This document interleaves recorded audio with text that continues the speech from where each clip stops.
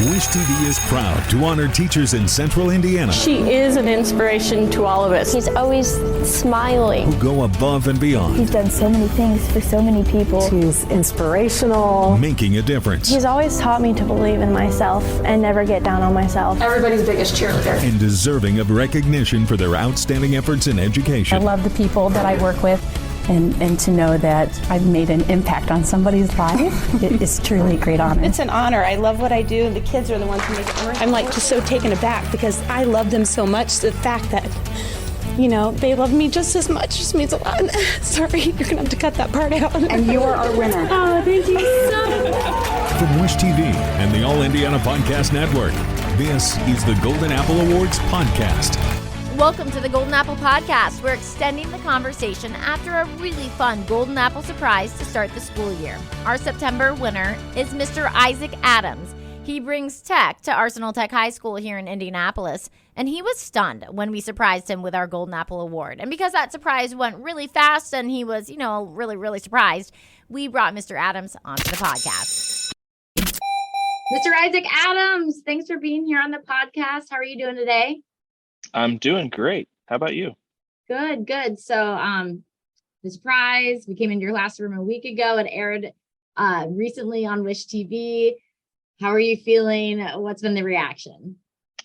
Well, when you guys came into the room, I I have anxiety pretty bad, and so I feel like I was kind of side blasted with my anxiety, but I've been kind of just overwhelmed by the response from the community in regards to receiving the award, and my students have had a great time laughing at me mostly because of my response, but also just I can tell that they're really excited about it.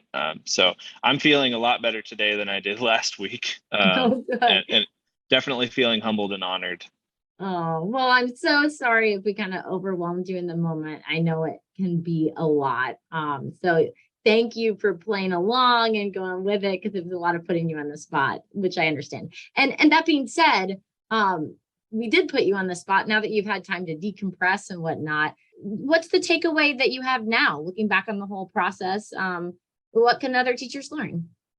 I guess one of the things that has been notable for me in kind of how the last few years have shaped up is it's really easy to kind of look at the bad and to get stuck in this kind of loop of despair. During COVID and during the remote / hybrid / all of the things years, it was tough. And there were a lot of days where there were a lot of challenges. It was really frustrating. And it was hard to get motivated to get up and do what I needed to do for my students. But I was able to kind of start dreaming about what I wanted my classroom to look like. As we kind of touched on this a little bit in the video, but I was a physics teacher, and I professionally trained as a physics teacher. But the semester before the pandemic began, I volunteered to switch to engineering because our previous engineering teacher, Mr. Ferguson, who had been here for 30 years, retired. And so I was kind of in a position where I was trying to build the train as the train was moving, but also the pandemic was happening. And so most days during those remote days, I was sitting at home and trying to imagine what I wanted my program to look like. And during that time, there was a lot of public support on crowdsourcing platforms such as DonorsChoose. And I started thinking, okay, well, if resources and finances aren't an issue, what would I want this space to have? And so I made a DonorsChoose project for a 3D printer. It was nothing fancy. It was just, one 3D printer, just so that my students could start getting tangible things that they could see, like their work come to life, basically. And I got that project funded in a couple of weeks. It was a huge surprise.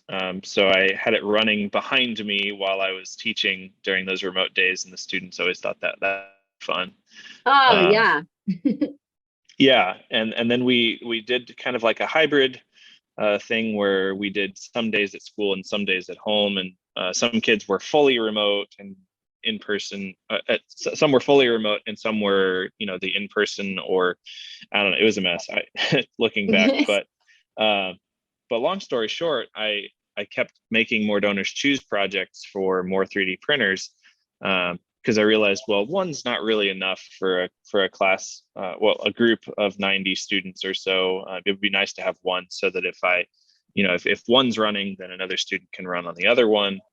And eventually I got to the point where I was like, well, it'd be kind of cool to have a 3D print lab where every student has their own 3D printer, where it's one-to-one, not just with like Chromebooks, but with 3D printing, so that they can own the responsibility of running the 3D printer, of setting it up, of maintaining it, of tuning it, and kind of all aspects of it, not just the 3D model and like pressing print like you would on a paper printer kind of thing, but knowing all components of it. And that would get us past not just the design part of it, but also the machine part of that, understanding the components and connecting that into some future years in engineering where they will have to understand mechanics that are pretty darn similar to what we use in a standard 3D printer. So all that to say, I think that the biggest takeaway from my career in the past few years is,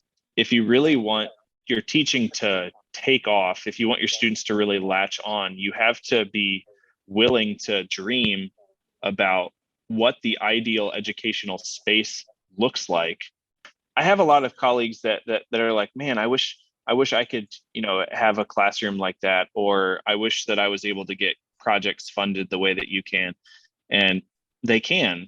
They just need to think about how to make that actionable in a way that the people who are willing to donate, which there's a lot of money out there for classrooms. You just have to be able to say what it is that you need and how it's going to impact students.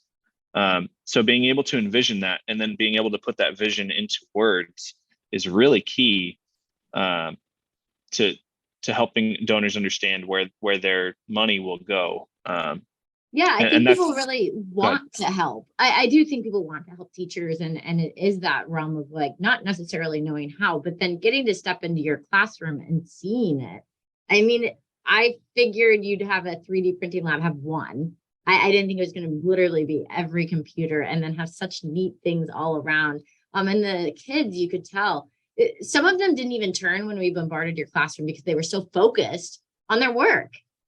So it's funny because that group, they were my COVID cohort. So they were my first group after I switched to engineering from physics. I had them that hybrid/remote year as intro students. So I was talking to some of them the next day and they were like, Mr. Adams, please don't tell me that we'll have a camera crew come in today. Yeah. Because they're pretty goofy and awkward like me, and I love them. So they were not about that attention. Well, you created the safe space, and that was not a normal part of it. But we appreciate you letting us be a part of it. Tell us a little bit more about you. How did you get into teaching, wanting to even be a teacher initially? Your wife kind of gave us the background on the fact that your former teacher helped you get back to tech teaching altogether. But what was your starting point? Yeah. So when I was a student at Tech, we had a similar setup to what we have now with kind of choice and pathways. We had academies then, and I was in the Math Science Academy at Tech. Originally, I thought I wanted to go into IT, something particularly hardware related, because I was really into building computers and playing video games, obviously, but building computers so that I could play video games. It was really the mechanism. And I had an incredible IT teacher that gave us the experience of having a computer that's broken. He would specifically break one part. I don't know how he did it, but he would have broken parts and he would say, okay, this thing's broken, go fix it. And I really enjoyed that. And so when I went into college, I wanted to think about how I could translate that into something that wasn't necessarily in the IT world, but allowed me to have that kind of problem solving, troubleshooting feel without being tied to a desk. Because when I was in college, I worked, I did IT at Butler University, and I loved the people side of it, but I didn't so much love sitting at a desk and kind of being stuck there on a screen. And so in combination of having Dr. Blatchley at Tech, who was an incredible teacher who kicked my butt, he really is the reason that I graduated with with an honors diploma in the first place. But he's also the reason that I got accepted to Butler University, because he kicked my butt. And so I knew that I wanted to do something that allowed me to have that kind of feel of IT with social interaction, not being stuck at a desk. And teaching seemed to be that thing, not just because of that, but also because it's kind of our family business. My grandparents on my dad's side were both teachers. My mom is a professor at Butler, and my wife is also a teacher.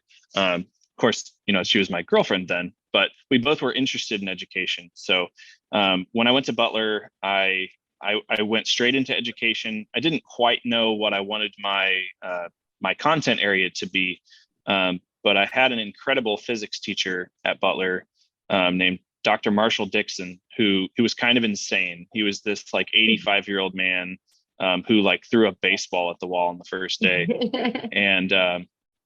And I just knew right then and there, like physics is the thing that I want to do, because of just what you can do and what you can talk about in a classroom. Just the problem solving side of it, and just the thinking about the natural world side of it. But then I also realized, I actually really enjoyed Dr. Blatchley's class, and I think it would be fun to do that. And so I had an incredible experience at Butler. Their education program is second to none. I was able to get the content side of it from people like Dr. Dixon, and I was able to get the pedagogy side of it from the College of Education. And I was able to go out into different classrooms. I think I don't know, I was in at least 10 different schools when I was in university, which is just crazy. But it allowed me to be exposed to a lot of different classrooms and teaching styles, and kind of get an idea of what it is that I wanted to have my space look like. So I student taught at Warren with Pam Bailey, incredible person. And then I went to Heron for a year, did a year at Heron teaching freshman physics, coached soccer, great experience. But I really wanted a public school feel than that. So then I had the opportunity to go to Pike. And when I was at Pike, I taught intro chemistry and physics, and I got to work in the planetarium, which was just a lot of fun. But the department chair at the time, he looked at me one day and he's like, I think you should do engineering. And I was like, oh, and he said, yeah, I'm going to sign you up to do this summer training. It's 2 weeks intensive. You're going to go to Kokomo for 2 weeks. And I was like, I don't really want to go to Kokomo for 2 weeks, but okay. So long story short, I've done like 1, 2, 3. I've done like 5 of those trainings now. And just an incredible experience. The first one that I did was the Principles of Engineering, which is the mechanics side of it. And I mean, gosh, I thought that physics was the like problem solving and the analysis side of it. But oh man, Principles of Engineering brings robots into that. It's basically physics with robots. So it's that's hard super to fun. yeah, it was amazing. I had an incredible time. And so then I started teaching that at Pike. I taught that for, I think 2 years there. But that was when Dr. Blatchley called me up that year, 2016, going into 2017. The 2016-2017 school year was my last year at Pike. Yeah. He called me that year and just was like, hey, I'd really like you to come and take over for me. He didn't retire, but he was going to New Pal to work in the same school system as his kids. Oh, okay. Yeah, he wanted to be closer to home because he was like biking to school in like 20 miles every day. He's insane, but yeah, he wanted to be close to his kids. So totally reasonable, but he wanted me to come in and take over. So, I mean, I was happy at Pike. I had no real reason to leave, but it just felt like the right time to come home. So Yeah, ever since I've been here and had the opportunity to switch to engineering that 2019-2020 school year. Yeah. Or no, sorry, 2021. Yeah. Yeah. Okay. Yeah. So kind of jumped into the engineering right when it was COVID. But nice that tech has been was your home initially. Now you're home again. Yeah. I'll be honest, STEM, science, very intimidating for myself when I was growing up. How do you get students that maybe feel like they're not good at it? How do you get them involved and excited about it? So I think that being in the position that I am helps with that a little bit. As a freshman at Tech, I had 2 Fs. I had an F in Algebra 2 and I had an F in Geometry. Wow. And I hated my science class, which I think was biology. I don't know. I was spinning the wheels. I didn't feel like I was doing very well. But that first year kicked my butt, and I had the choice. I could either figure it out or I'd get kicked out.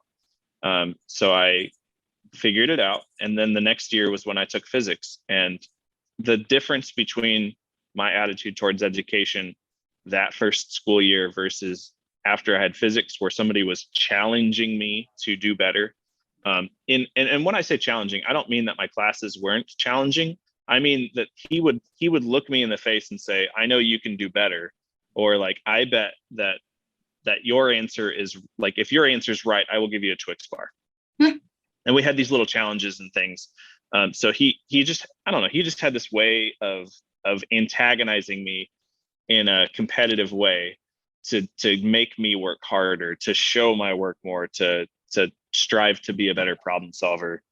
And I remember when it really clicked for me was I was in semester 2 of that class, and I turned in an assignment before we'd even gone over the notes, and it was perfect on the first try. And I remember he looked at me in class and he made a point of saying something about it. And from then on, I was hooked. So you're a success story from, where you started to where you were. Yeah. And so I imagine that I am my worst student, and by worst student, I mean the struggling student, right? I'm no different than they are. I wouldn't say that I was particularly good at math. I mean, I had Fs in both of my math classes freshman year, but I also wasn't super paying attention or trying. And my students come into my classroom with all sorts of existing home issues and barriers and past failures. And so just knowing that and trying to meet them where they are is really key. And just being a real human being with them. If you have these high expectations of what a sophomore in high school is going to be able to do, then you just won't be able to get anywhere with them. You've got to meet them where they are and build them up from there. That's why I've tried to design the program this way. Anybody can do it. Anybody can be an engineer. Yes, it's intimidating, but let's start here. Mm-hmm. Yeah. And then you help them along the way. That YouTube page, I really looked at it. You have a video for everything. So someone could be struggling in a spot. You say, maybe check this out for a minute, and they'll talk to you about it. Yeah. I started that channel when I was at Pike, and the realization there was, if I have these videos, then I am not stuck in front of the class. I can say, hey, go watch this. Here's a pair of headphones. Let's talk after you watch it. So that way they can be independently working while I'm orbiting the classroom and helping other people. And then I can come back and kind of troubleshoot with them later. The other big benefit to that is, attendance is always a struggle, particularly when kids have home issues and they either maybe they have to work. Like, let's be real, a lot of my students work and support their families, so they miss school. So if they miss a day, I can say, hey, this is what we did the other day. Go watch the video. We'll talk in a second. So it helps to kind of get them caught up, but they can also do that from anywhere. They don't have to be sitting in front of me to do that. So for instance, today in my intro design class, we started 3D modeling, and I had a kid who came in. I haven't seen him in 2 weeks. So I got him set up and said, here's a video. Let's get started. I'll come talk to you later. Wow. It's a good way to really be like a one-on-one teacher with each student almost. Yeah, that's the idea. Mm-hmm. Pivoting from students to, you talk about their families, but your family, your dad, you have 2 young kids. I have 2 young kids, similar ages. That's a handful in itself. Plus you do all these outside school activities, you run the musical. I mean, how do you find time for all of that?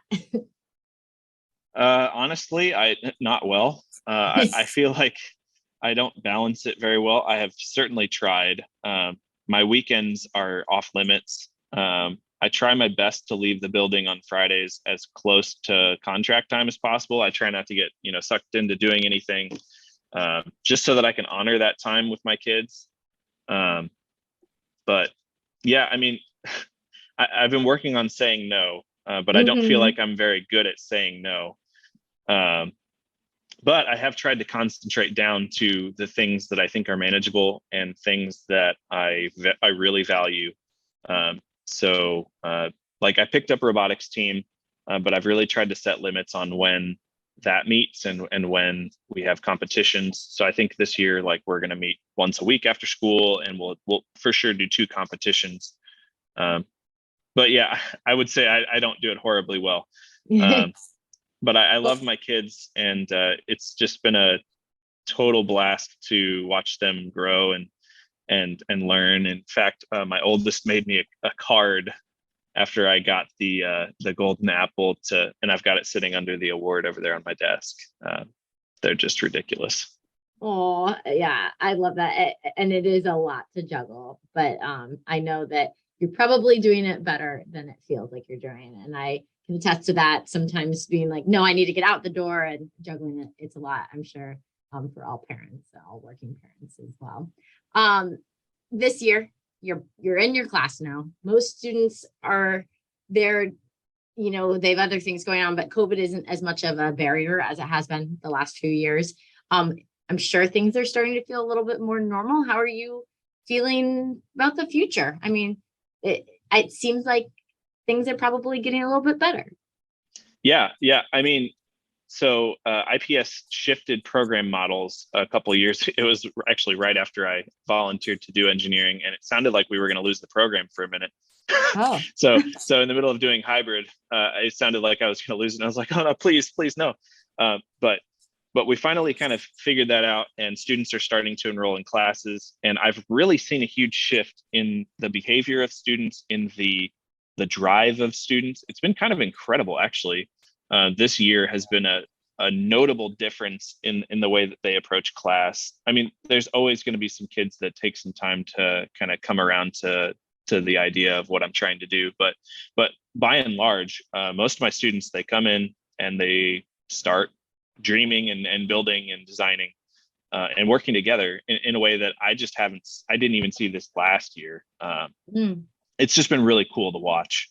They help each other. The attendance has been better too. So all in all, yeah, I think the future is bright for my engineering program and my students, and can't wait to see what happens as we keep going forward. I can't wait either. I really appreciate your time. I appreciate you doing all of this, and hopefully kids will see this and maybe get interested in STEM, science, engineering. I know I look back and I'm like, maybe I should have paid more attention to that. So I appreciate your time. Of course. Happy to do it.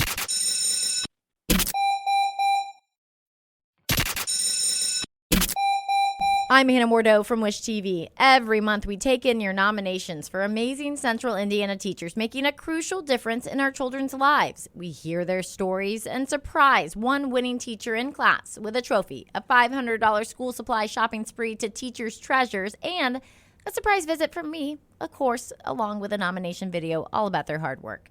So, if you know a teacher deserving of recognition, please tell us their story.